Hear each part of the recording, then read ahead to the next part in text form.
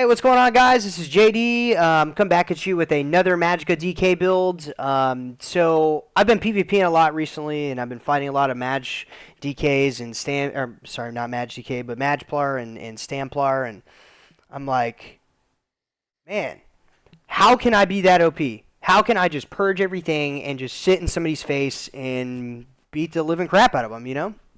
So I started doing some theory crafting and started, looking at different sets and seeing what I could do and going from there. And I made what I consider a really, really fun 1vx build. I've been averaging about 6 to 8 kills every death in this 1vx build. It's a lot of fun. I've been playtesting it pretty much all day. It's really, really fun. I think I'm going to gold the whole thing out, and that's probably what I'm going to run for the rest of this patch for 1vx. It's a blast. So yeah, let's dive into gear real quick. I want to go over gear, stats, spells, and also what we're going to be running in CP. Now, keep in mind, my spells, my CP hasn't really changed much. They sit about the same, and I'm probably going to keep them there. I like my spells, my CP, kind of where they're at. So all right, let's look at gear here. So I'm going to run a 2-piece blood spawn. Both are in pin, and they both have max Magicka on them as well. Now, everybody who watches my videos knows that I think blood spawn is the best set for DK. Super strong. It's going to give you sustain. It's going to put you over cap when it procs. It's super nice. I love it. It procs all the time. It's a great set. So now we're running Wyrd tree on the body. Okay, so I was sitting there thinking, I was like, how can I be OP like a Templar? How can I be that OP? How can I just purge crap off of me all the time? Well, so this set, what it's going to do is it's going to give us 100% chance of removing 5 negative effects from us every time we cast a Magicka ability every 15 seconds. Now, what this is going to allow you to do is just sit in somebody's face and beat the shit out of them with the whip, while not having to heal all the time, because you have so much self-healing already on being a Mag DK that you can literally just stay beating the shit out of someone and still remove all their debuffs. It's great. I love it.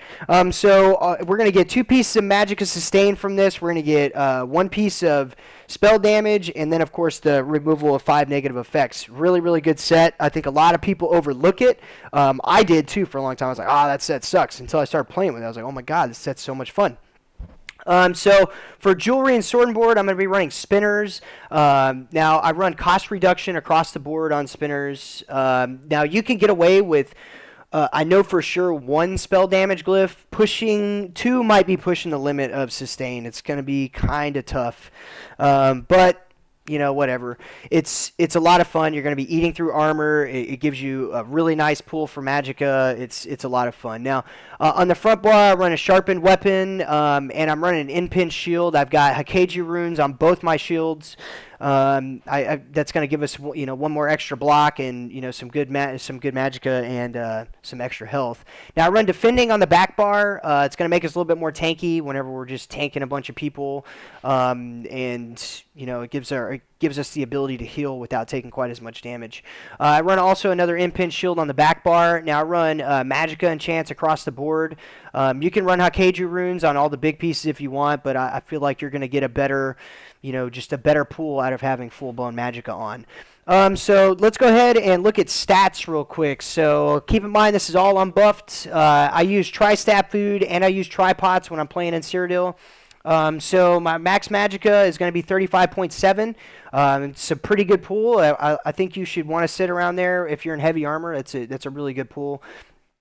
Your maximum health is going to be about 23.5. I know a lot of people might think that's low, but if you're running Seducer's Rattle Cage or Rattle Cage and Alteration Master, you're going to be sitting around that same amount of health.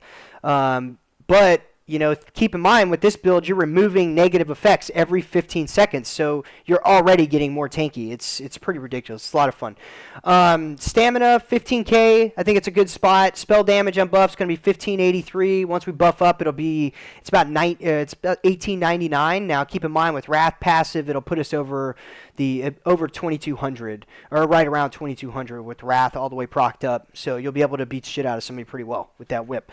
Be hitting pretty good, and you're wearing spinners. It's a lot of fun. Spell resistance unbuffed is 25.8. Physical is going to be 22.5. I'll go ahead and buff up for you guys so you can see what we're looking like on that back bar. Now we're at pretty much capped for spell resistance, 27.8. Once Bloodspawn procs will be at cap on both spell and physical. So our spell penetration on our front bar is going to be looking at 6541. That's really good for heavy armor. And then you're also looking at almost 3K on critical resistance. I like to keep it about there. It's going to keep you in a safe spot. You're going to take, when you take crit damage, it's going to hit you like you're getting hit with a regular hit. It's pretty nice. That's where I like to sit. Magicka recovery without the continuous attack buff is going to be 1180.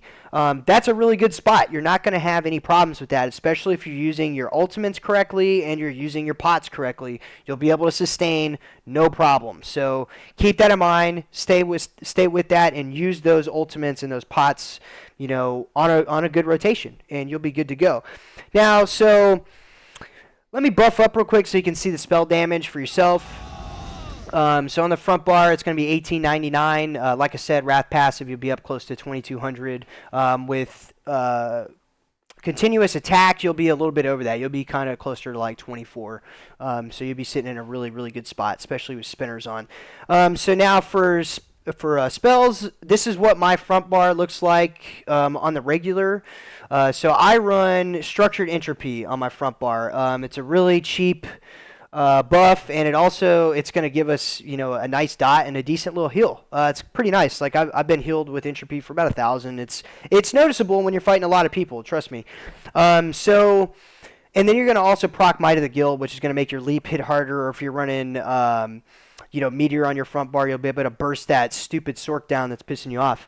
So it'll be really nice. So I'm running Flame Lash on the front bar. I'm running Burning Embers, Burning Talons, Fossilize, Structured Entropy, and Dragon Leap. You can change Dragon Leap out for Meteor if you want, and still be just as effective, and then run Bats on the back bar. Now my back bar, I'm going to be running Coagulating Blood, Igneous Shield, of course, Volatile Armor to make us really tanky.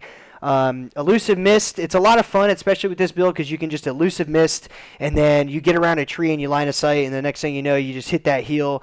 All the debuffs are off of you, and you can just turn around and start beating somebody's face in. It's a lot of fun. I still run Wings on my back bar. I know they're bugged, but man, sometimes they really help out, especially when them crystal frags are flying at you. That is so annoying. So I'm using Standard Might. It's going to give us the Major Defile for those Templars that won't leave you the hell alone, and then also it's going to increase our damage by 15%.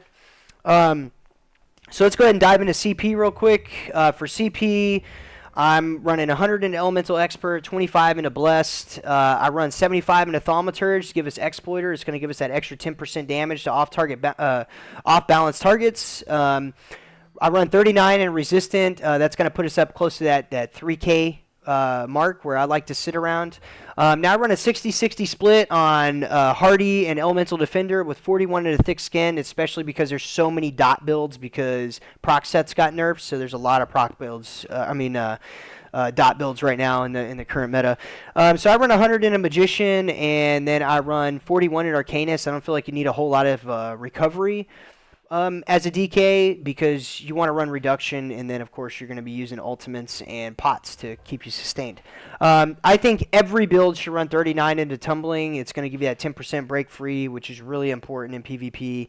I run 20 into Shadow Ward. Now 20 into Shadow Ward, the reason why I do that is because as a DK, I like to perma-block a lot, and I like to block cast. So that's going to really help out with you not losing as much stamina blocking. That's really important on a Mage DK.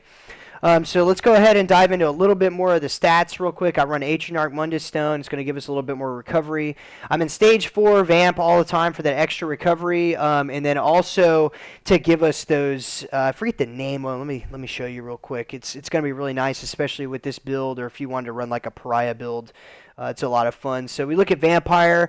That's going to give us Supernatural Recovery because we're in Stage 4 all the time, increasing that stamina and Magicka recovery. And then Undeath. A lot of people look over this. You take way less damage when you're under 50% health. Now, keep in mind when you're removing debuffs, oh, it's so useful. It's nice. It's a lot of help. And then also you're going to... That passive's kind of neither here nor there, especially because your recovery sucks anyways, even with that passive, so you can use it if you want to or not. It doesn't really matter. But like I said, you can run Devouring Swarm on that back bar and then Meteor on the front. It'll give you that nice heal, and it's is effective in my opinion. Now a lot of people are gonna have asked me to add a little bit of Azura spice to my build videos. So for Azuras, if you want to run this same build, instead of running spinners, you could probably change that out with Alteration Mastery and then run you a couple spell damage glyphs on your jewelry, and you would be in a good spot for Azuras. I think you'd be just fine. Keep in mind, removing those debuffs, you're not going to have to heal as much. So, yeah, so this is the build, guys. Check me out on Twitch. If you want to comment on the video and make any suggestions or what you think would work better with the build, please do. But this is what I'm running for 1VX right now in the Homestead patch. And, yeah, so I'll be back on Twitch here pretty soon. We're trying to gear up a friend of mine, and then we're going to be on Twitch streaming all the time, 2VX, so you'll get to see us doing that. It's going to be a lot of fun. So yeah, thanks for watching, guys, and I will see you guys out there on the battlefield. Have fun.